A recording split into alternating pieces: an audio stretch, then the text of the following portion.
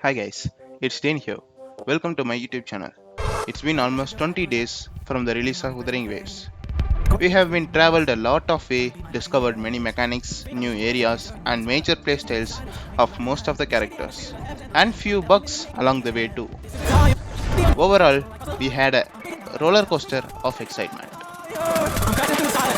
Okay, in this video, I'm going to rate every character in a tile list according to my own personal review. If you disagree with any of my rankings, comment why you disagree with them and maybe I might not notice some of their capability. With that in mind, let's get on to the video. Okay, let's start with Chalcharo. He is a really amazing DPS with a fun but hard playstyle. Most of his damage comes after his Resonant Liberation. With Yinlin as support, he melts opponents like a cheese. Only if you know what you are doing with the team, which takes much more swap cancels from heavy to the echoes. Due to the hard playstyle and the need of a support to elevate his damage, I place him in A tier. Next, Baizhi, one of the two healers in the game. If you played Tower of Adversity, you know how important the second healer is for your overall strategy. So I will place her in a solid B tier.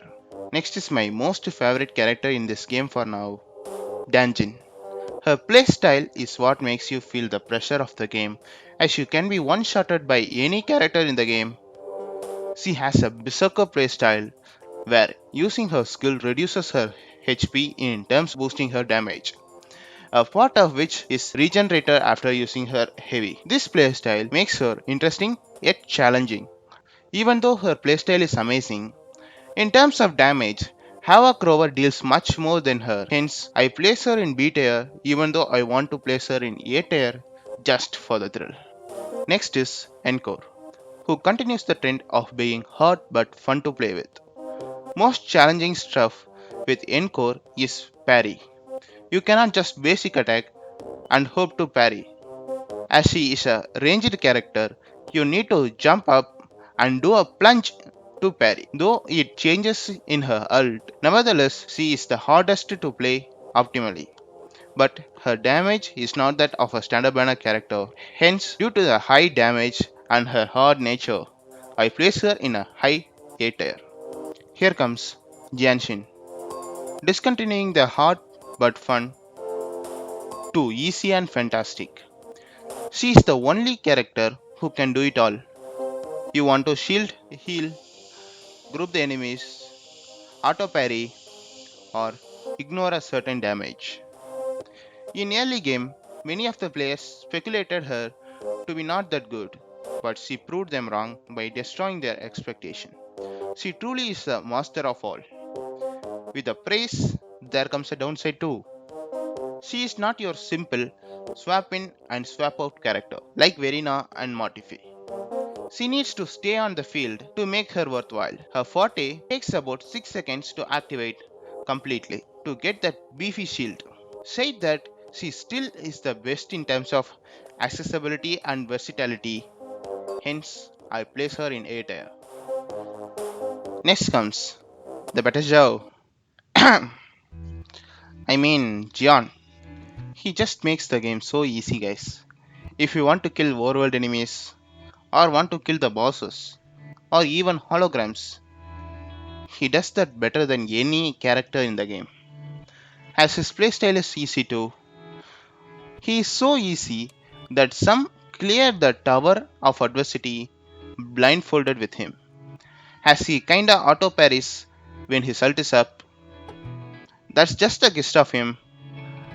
I place him in S tier.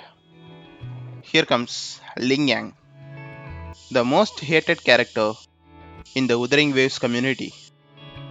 Which leads to the question, is he really that bad? What makes him so bad? Cause, as far as I know, his playstyle is the most enjoyable one, among with standing in the air while attacking. Isn't that so? But regretfully, that's not the case. His overall damage is lacking compared to other standard banner DPS characters like Chalcharo and Encore, or even our main character, Rover. And next is his height. This game relates with the height of the character for overworld activities like running, jumping, climbing, etc. As he is shorter than most of the character, he depletes his stamina much faster, dodge or running around in the fight, which makes him extra useless. Now, you guys may know characters like Chalcharo, Rover, and Danjin has a better parry reach than others. Similarly, his parry reach is abysmal. All things said, he is similar to Encore in terms of difficulty with a way less damage that lands him in a low C tier. Next is Mortefi, one of the strongest 4-star characters in the game. He is an amazing off-field DPS character and he pairs well with most of the strongest characters in the game like Jiyan, Chalcharo, Jianxin, and Yinlin too. He is also a ranged character, which makes spacing a little bit easy compared to that of a melee character. His resonance bar fills faster than others, which helps him to do two skills rather than one. Hence I place him in A tier. I want to place him in S tier, but just because of the existence of Yinlin, he goes to A. Okay, next is Sanhua, the character which in terms of power is similar to Mortefi. Her outro skill boosts next character's basic attack by 38%, which is amazing for a character like Chalcharo who uses more basic attacks. But she is harder to use compared to Mortefi, as you need to or release heavy at correct timing to receive bonus damage with her. Hence, I place her in a tier below Mortefi, that is B tier. Next is Verina, a compulsory character we all have, just cause she is the most overpowered in terms of healing or support, as her outro boosts the attack of the next character by 20% for 20 seconds. As she is easy to use, you can just skill and swap to another character deal damage. Her heavy and basic attacks do better damage as her healing scales off with attack that boost her damage. Not the most groundbreaking, but not that makes you think it's lacking. She is the undisputable S tier. Going off to the hottest character just arrived a few days ago, Yinlin. She is an amazing sub DPS character who is capable of being the main DPS. Her outro boosts the shit out of electro characters and those who depend on their ultimate to deal damage. She is the best in slot character for Chalcharo, works well with Jiyan, Rover, and Encore. Hence, she is a solid SJ character. Next is Taoqi. She is a good tank slash shielding character who is not really suitable for this game right now. Anything can be changed in the later patches, as most of you would require to parry or dodge compared to tanking the damage. Even if you need to, Jianxin does a better job compared to her. Her counter is good, but most of the time, the characters are not attacking you, thus reducing the viability. Her basic attacks are too slow to parry perfectly, hence I place her in a low D tier. Yangyang, the first character we all received. She's really a solid character in terms of damage and utility. She can group enemies with her ult and skill, and she deals decent damage. Her resonance chains also provide her multiple damage boost, hence I place her in B tier. Next is the handsome man, Yuanwu.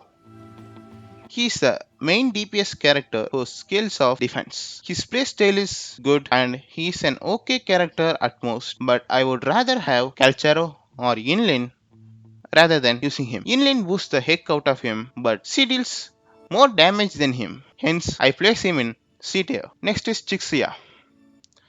To summarize, her ult hits crazy hard, that's all to her. You can just run Mortefi if you need a fusion gunner, as he just outclasses her in terms of total valuability. Even though her damage is nice, when you have a character like Mortefi who is universal enough that you are not so motivated to level up a character like Chixia. Hence, I place her in C tier. Next, let's see Alto. I love his playstyle. When you dash through his swirl, he gets a speed boost, and his skill shoots additional rounds of bullets. But to be honest, just like Chixia, he also suffers from the existence of Mortefi. Even though his outro boosts aero damage, Mortefi is better for aero damage DPS like Jiyan or Jianxin. Hence, I place him at C tier. Finally, both the forms of our beloved MC. Let's start with Spectro. Main character has a decent damage output.